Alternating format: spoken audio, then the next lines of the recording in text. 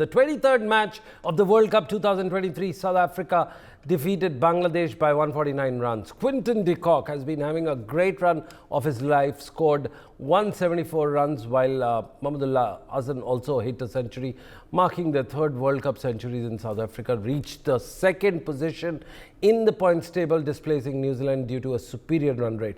Yes, in the 24th match today, Australia will face the Netherlands at the Arun Jaitley Stadium in Delhi. Australia had a rocky start at the tournament, losing to India and South Africa, but recovered with wins over Sri Lanka and Pakistan. The Netherlands has one win in 4 matches, defeating South Africa. A competitive match is expected to be underway. Well, we are privileged to be joined by Mr. Rajkumar Sharma, who is also the director of the Arun Jaitley Stadium and Virat Kohli's coach, and the man who actually keeps a keen eye on the standings and the latest development on it. Good morning, sir. Welcome to the show. What do you think how the pitch will play is a $1 million question everyone wants to know. Mr. Rajkumar Sharma. Wicket, as we have seen, has improved a lot. We are getting high scoring runs in Delhi now, and batsman loves to play on this wicket. Earlier, it used to be a low bounce wicket, but now our curator Ankit has done a tremendous job. And wicket is such a wicket that anybody would like to bat on this, and it is what any international stadium needs, such a wicket where everybody gets some chance, whether it is a bowler or a batsman. And ball is coming onto the bat, and everybody loves to bat on this. And that is what the spectators and the fans also want, the big scores on the scoreboard. And, so that is what has happened. And most likely it would be the same. It will be a big, good hunting ground for the batsmen. Well, sir, you've been a off spinner yourself in your time. What happens to a spinner when he actually goes and bowls in these kind of tracks where you hit them out of the park? Yeah, it is a difficult situation, Sunil, you rightly said. It is tough for off spinners to bowl on this wicket, and with so short boundaries, I think they'll have to show their skill, to get somebody, to restrict someone and to get somebody out. It is really tough for the bowlers because the boundaries are pretty short, and the type of wicket this is, and type of bats and the type of skill these days batsmen have. So it is difficult for the bowlers to restrict batsmen these days. Well, absolutely, it is difficult. Well, we've got a former Dutch player who's played for the Netherlands team to talk about what's happening in today's game. Dutch have Martin. I'd like to request you to join our live transmission. Martin, Dutch have a big game versus the Aussies today, but their Aussies enter the game at the back of a win, while the Dutch have created an upset already. So who do you think is under pressure today? Well, the Australians, always a contender, aren't they? Won it back in '87 in India. Haven't looked back since. They're going for an unprecedented 6th world title. Warner, absolutely on fire. Mitch Marsh, a couple of 50s under his belt. Top order is looking strong. Middle order, that seems to be a struggle for the Australians at the moment. Pacers also not performing as I think Cummins would like to see. Zampa, very, very, very important in this game against the Dutch. The Dutch, they've been performing very well so far this tournament. Great win against South Africa. Kept the net run rate in check in some of their defeats. Arjen Dutt, what a revelation. Their bowling attack is right up there with the best this tournament. Paul Vermeekeren, pace, bounce, stumps flying. It's absolute joy to watch. I still think it's Australia's game to lose. They are still searching in this tournament for the right combination. The Dutch, they've shown 4 games already. They do belong at this level, and they are in with the best chance I think I have seen so far of beating the Australians. Wouldn't that be nice today? Well, that'll be a very positive upset kind of a thing for the world of cricket. Tasneem, who joins us from Zoom, Tasneem Granger, the former or the current Zimbabwean player who joins us in the live discussion. Tasneem, what do you have of the overs, the strike rate between the two? Good morning to you all. Yeah, definitely. I think it's like everybody said, it would be great to see, obviously, another upset come about this World Cup for me. I'm all for the underdogs, as you know. Some obviously comparison figures for you to know. Australia definitely more of the power hitting, higher strike rates, higher everything, as compared to the Netherlands. But for me, what stands out the most is besides Bangladesh, there's no other team this World Cup that has actually scored more runs than the Netherlands using their number 5, 6, 7 batters. So already that tells me that they have a great middle order, and currently they've been firing at about 35.2. And that's big for me. Wow. We've seen a lot of teams currently this losing it in the middle period or losing it in their middle batting order. Not a lot of teams. We've just seen yesterday. We've seen that Bangladesh's innings was anchored by a 9th-wicket partnership for me, which just goes to show that they have the ability, as well as the Netherlands. They did it against South Africa in the likes of Logan van Beek, Roland van der Merwe. It just shows that they have the ability to be able to, regardless of losing early wickets, Good. pick themselves back up and rebuild. Well, that's an interesting insight. We go on to our ESPN contributor, Cricinfo, and the Forbes contributor. Tristan Lavalette, the contributor there. What is the feeling back in Australia seeing the campaign as it is in the World Cup? Tristan? So the feeling in Australia, I think, is one of optimism. I think obviously a couple of pretty good bounce back wins Australia had.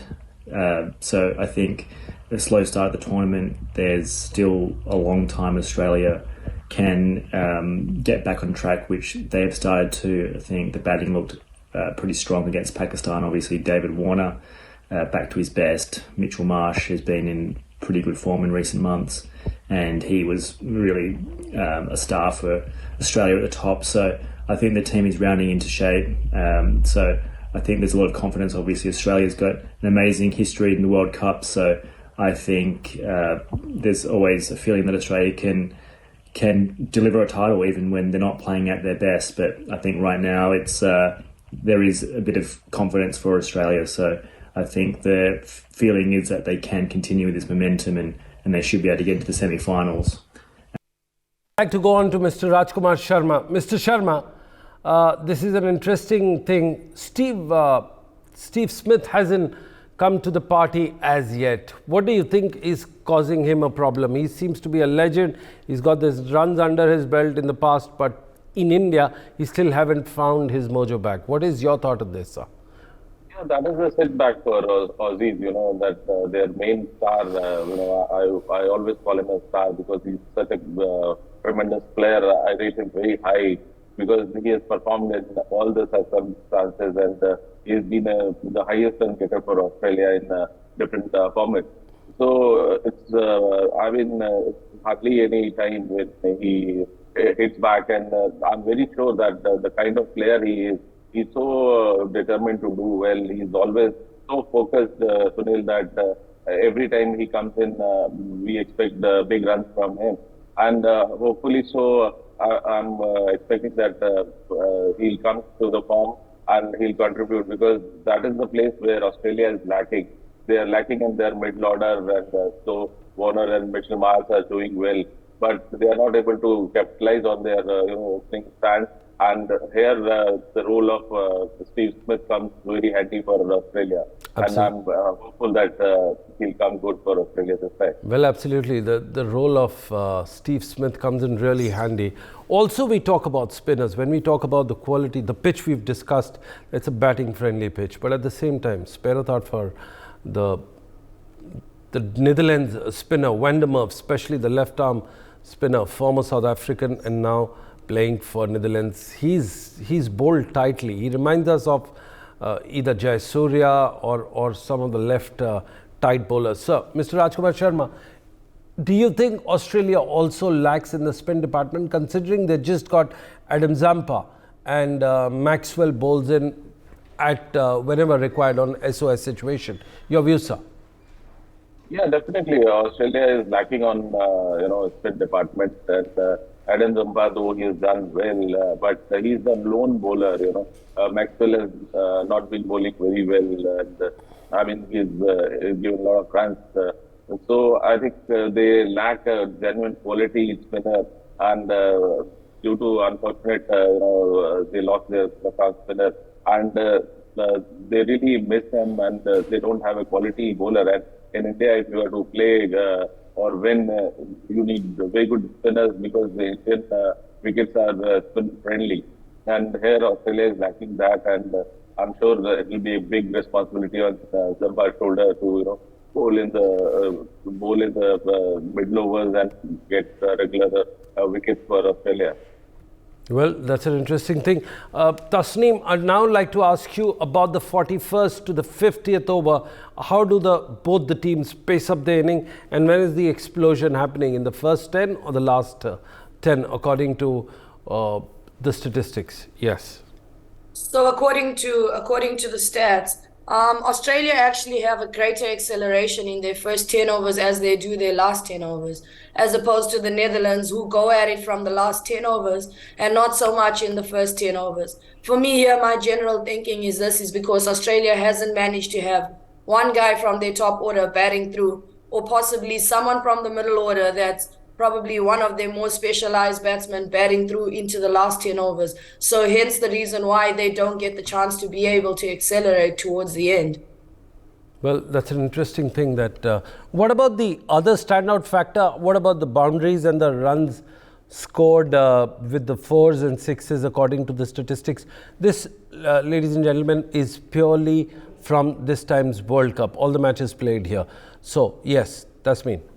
So Australia in the first 10 overs basically get a boundary at every 1.6 overs. They look to go at an average of 60 runs, as opposed to the Netherlands that's just going at an average of 41 runs. In the last 10 overs again, Australia will be going at around about 39 runs in their average, as well as Netherlands 40. But the big difference for me is, in the last 10 overs, Australia has been seen to lose up to 4 wickets, as opposed to just the 2 wickets being lost by the Netherlands. Again, this tells me that they're not entirely as consistent as they need to be right now in this World Cup. We've seen teams scoring and setting the new par average at anywhere between 90 to 120, I'd like to say, because we've seen South Africa just come out at it, and yesterday they put 144 runs on the board in the last 10 overs. And I think this is where the difference is between a lot of teams that are scoring big totals and a lot of teams that are trying to chase it down at the end. Well, scoring a big total is one part, and chasing other is a different thing altogether. I'd like to now request Mr. Rajkumar Sharma to come on and just explain if winning the toss, what happens? What does the captain need to do if they win the toss?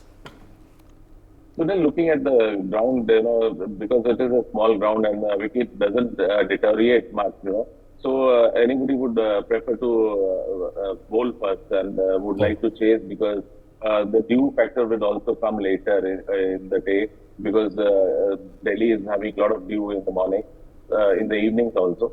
So I think anybody who wins the toss would like to bowl first and to use the fresh conditions and to take early wickets. And then chasing is not a problem here, because the wickets remains the same, and rather with the dew it becomes easy for the batsman, because the ball comes on the bat and it gets difficult for the bowlers to hold the ball and bowl. So I think whosoever wins the toss would like to chase here. So going by the way things are going, is 400 a safe total? 380, 400 a par score here? Well, Sunil, it is too big. Saying 400, it doesn't come that easy. I know. You've got to play really well to have 400, and at least 2 to 3 players of yours contribute big, maybe 2 centuries, then only you get 400. Yes. But Aussies are capable of doing it, and I think it would be a high scoring game, and let us hope it would be a good cricket match, and whosoever plays well wins. Sir, one thing is very clear, that the race for the top 4 is one part, but the race for the top 8 is another, because the top 8 teams automatically qualify for the next World Cup. And the remaining two, the bottom, the 9th and the 10th, they have to then go and play the qualifications. Do you think somewhere Netherlands, as the stand goes, will eye to finish in top 6 or 7 somewhere? And they have the capacity and the capability, according to you, sir. Your view, sir. Definitely, they have the capacity and capability, to be among the top 8, and that is what they would be eyeing. Afghanistan and Netherlands. Afghanistan, though they have done tremendously well, but first aim of these teams would be to remain in top 8 and to upset a few prominent teams so that they qualify for the next year World Cup. And till now, they have done really well for themselves, especially Afghanistan. And the way Netherlands has upset one game, and they are capable of upsetting anybody. So I think if they win 1 or 2 more games, they would be surely in the top 8, and that would cause a lot of problems to the other teams. And I'm very sure that Netherlands has capability to do that surprise to any big team. Absolutely, sir. They say cricket is a great leveler, and the points table definitely proves that. India is at number 1. South Africa, who was struggling to qualify, is at number 2 with their performance. New Zealand again 3, Australia 4, Pakistan 5. But the most striking thing, sir, is something that nobody expected. At number 9 is England and number 10 is Bangladesh. So did any pundit experience that? And now do you think England dressing room will be humbled, especially after the press conference? They said we are not the defending champion, but we are the aggressive champions. Yeah, definitely. That is a big upset. Nobody expected England to be in this position, And it was a big surprise for all the cricket lovers. Everybody was expecting that England is playing so well. They have changed their, idea of going in, power play and playing, aggressive cricket. And the world was following them, but unfortunately they have failed on their wicket. And, they have been, I think I've always maintained that they should always have a plan B for themselves, not like that, that we play power play for 80 runs, though we lose 4 wickets. No, it is not going to happen in India because ball doesn't come that way, the way it comes in England. So you have to be cautious, you have to be careful that you don't lose early wickets. And that is what has not gone in England's favor. And that is why they have struggled a lot, But, I think they should bounce back. They should win their remaining games to be in the top 4, because they are the defending champions that world is looking at them. Well, absolutely. World is not only looking at them, but also admiring their brand of play, whether it's T20, Test match, Ashes, or the ODIs. One last quick question before we wrap up our show. Tasneem, you always known to root for the underdogs, and it's a foregone conclusion that today you would be rooting for Netherlands. Yes, is there a change in your stance? I definitely no. I have not changed my stance at all. I'm all for it. Like you said, Netherlands has got a lot to fight for. They may not make it into the top 4, but definitely finding themselves in the top 8 will definitely move things for them, for cricket around in their country as well. A lot of players are forced to play county cricket as well to support their obvious lifestyles outside of the Netherlands Cricket Board. And I think them finding themselves in the top 8 will be a big deal. So I'm all for it. I'm all for Netherlands today as well. Key things for you to note, this is Steve Smith's 150th ODI. He will be looking to obviously come to the show today, as well as Mitchell Starc needs 2 more wickets to be able to surpass Lassit Malinga on the tally as well, who's got 56 ODI wickets in this World Cup format. So just some big pointers for them as well to look out for today. But I'm definitely with the Netherlands here. They just have that element for me that they've come to this World Cup with nothing to lose and absolutely everything to gain. Well, they've got nothing to lose and everything to gain. That's what our experts in the studio and from Zoom feel. We thank you for joining us on this special edition. For more such videos, subscribe to the NewsX YouTube channel, hit the bell icon.